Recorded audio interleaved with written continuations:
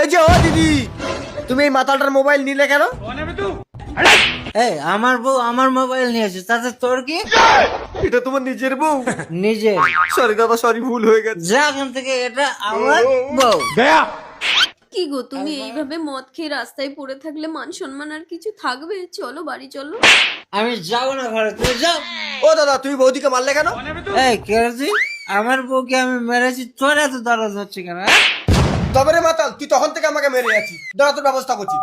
Hello police, কি ব্যাপার বৌদি, আপনার স্বামী একে মেরেছে কেন? ওই লোকটা আমাকে বলেছে তোমার স্বামী তো একটা মাতাল, তুমি আমার সাথে চলো। আব্বে শালা, পরের বউকে নিয়ে পালাবি? চল তোকে মজা দেখাচ্ছি। জান নিয়ে যান। দেখলে তো আমি না থাকলে তোমাকে পুলিশে ধরে নিয়ে যেত। চলো বাড়ি চলো। বললাম তো যাবো না, যাও। ঠিক আছে, তাহলে আমিও এখানে শুয়ে পড়ছি। কি গো, দেখো দেখো মাতালটা বউ নিয়ে রাস্তায় শুয়ে আছে। স্বামী স্ত্রী দুজনেই খেয়েছে, চলেছে। হ্যাঁ বউ, আরে লোকজন থেকে হাসছে তো, ওঠো, যাও বাড়ি যাও। হাসুক, আমি যাব না, শুয়ে থাকবো।